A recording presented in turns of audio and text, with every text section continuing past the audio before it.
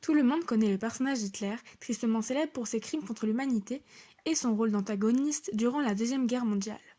Mais que savons-nous vraiment de sa personne? A-t-il toujours eu pour vocation de devenir le guide, le Führer de l'Allemagne? Auquel cas, comment lui est parvenue cette envie et comment y est-il arrivé? C'est ce que nous allons découvrir maintenant. Nous sommes le 20 avril 1889. Alois Hitler et Clara Pols donnent naissance à leur quatrième enfant, qu'ils prénommeront Adolphe. Celui-ci naîtra alors dans la ville de Braunau-am-Inn, en Autriche. En grandissant, de nombreuses tensions vont se développer entre le père et le fils. En effet, plus jeune, Adolphe ne fait pas partie des élèves modèles de son école, ce qui a tendance à fortement hériter son père, qui lui voit déjà son fils suivre ses traces en devenant fonctionnaire, alors que de son côté, le jeune Adolphe rêve d'un avenir d'artiste. En 1903, Hitler a 14 ans et c'est à ce moment que son père décède d'une crise cardiaque. Suite à cela, sa mère l'envoie en pension à Linz. Là, Hitler se trouve entouré par une société pan-germaniste, prenant l'idée d'une union politique et culturelle germanique dans un même État. Celui-ci va donc s'imprégner de cette idéologie et s'en inspirer. Après s'être fait 2 fois recaler par l'Académie des Beaux-Arts en 1907 et 1908 à cause de manque de travail, il enchaînera les petits boulots. En effet, en 1910, il réside dans un foyer pour hommes et tente de gagner de l'argent en déblayant la neige, en portant des bagages de voyageurs à la gare, et, selon Mein Kampf, il fut manœuvre et aide-maçon. Peu à peu, il se forgera un avis plus poussé en termes d'idéologie politique. Selon lui, la race germanique serait écrasée par les Slaves et corrompue par les Juifs. Il trouve ses idées dans de nombreux écrits, d'où se dégage l'esprit de l'antiparlementarisme, le racisme ou encore le nationalisme. Une de ses potentielles sources d'inspiration serait la revue Ostara.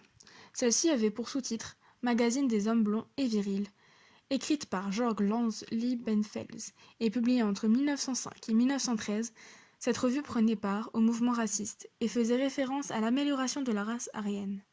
En effet, l'historien Jan Kershaw affirme que l'Ostara faisait partie des lectures courantes d'Hitler. Cependant, il ne peut affirmer officiellement qu'Hitler s'en soit inspiré. Nous sommes maintenant en 1913.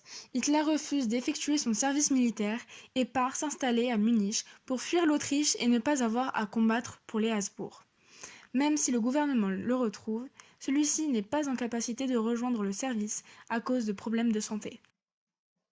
1 an plus tard, une guerre éclate après l'assassinat de l'archiduc François Ferdinand à Sarajevo. C'est ce qu'on connaîtra plus tard sous le nom de Première Guerre mondiale. Adolphe a 25 ans. Il décide de rejoindre l'armée bavaroise. Le départ de son régiment se fera le 8 octobre et celui-ci arrivera à Lille le 23 octobre. Sur place, il endossera le rôle d'estafette. Selon Thomas Weber, son régiment était bien moins valorisant que ce que pouvait prétendre Hitler dans sa propagande avec l'image de l'estafette héroïque en première ligne.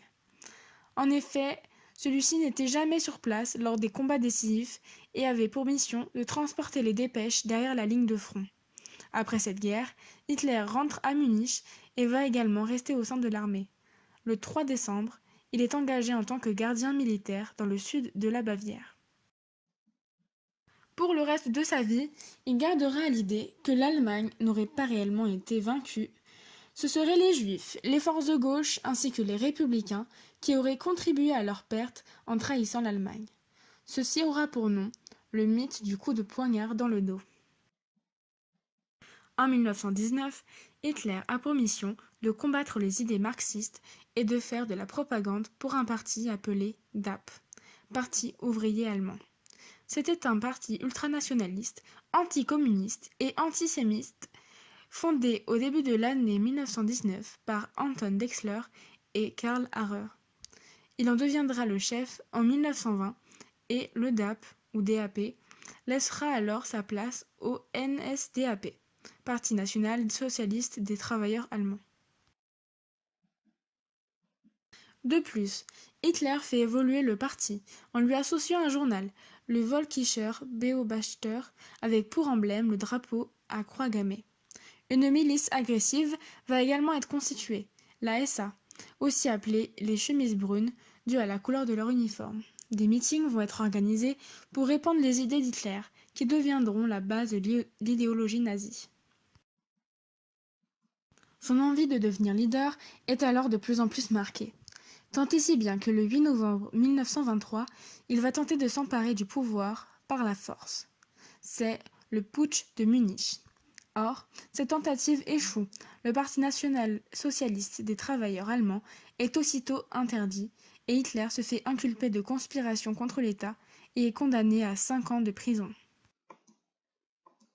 Il est alors détenu dans la forteresse de Landsberg am Lech, dans une vaste cellule où il peut très facilement recevoir des visites. Il y installe même un cabinet de travail. C'est là que sera créé son livre Mein Kampf. Effectivement, celui-ci va dicter à son secrétaire Rudolf Hess et à ses proches les premières ébauches du livre. Hitler y révèle son idéologie ainsi que sa doctrine basée sur l'existence de races inégales entre elles. Au sommet de l'échelle se trouvant la race allemande, dont les représentants seraient les blonds aux yeux bleus. Il y exclut les juifs, les homosexuels et les malades. Les juifs y sont considérés comme une race inférieure et même dangereuse. Au bout de 9 mois, Hitler sera libéré et va directement réorganiser son parti pour passer au pouvoir, mais cette fois-ci en étant élu. En 1929, l'Allemagne est en crise. L'économie est au plus bas et la situation politique instable du pays avantage la montée en puissance de la NSDAP. Hitler mène une propagande antisémite et anticommuniste en remettant la mauvaise situation économique sur le dos des juifs et des communistes. Un culte de la personnalité est peu à peu instauré. Une guerre civile est alors sur le point d'éclater et c'est dans ces conditions que le président Hindenburg va décider malgré lui de nommer Hitler comme chancelier le 30 janvier 1933. En effet, le président n'entretenait pas vraiment de bonnes relations avec le nouveau chancelier. Mais son geste était calculé, le seul but étant de gagner en popularité grâce à la NSDAP et de pouvoir contrôler son leader, Hitler. Le 23 mars, Hitler obtient les pleins pouvoirs pour une durée de 4 ans grâce à la loi d'autorisation. Tous les signes de désaccord sont alors réprimés et la Gestapo met en place un climat de peur et d'insécurité. Un des exemples de cette répression peut être illustré par la Nuit des longs couteaux. Cet événement a eu lieu le 30 juin 1934 et avait pour but d'arrêter et de tuer divers opposants politiques comme Ernest Röhm et Franz von Papen. Hitler succède à Hindenburg le 2 août 1934 et prend le rôle de Führer et de chancelier en même temps. Il instaure les lois de Nuremberg, purement antisémites, en 1935 et va envoyer dans des camps de concentration les juifs, opposants politiques et démocrates. Hitler décide également d'annexer l'Autriche et la Tchécoslovaquie. C'est au moment de l'invasion de la Pologne par l'Allemagne que d'autres pays vont réagir et provoquer la Seconde Guerre mondiale.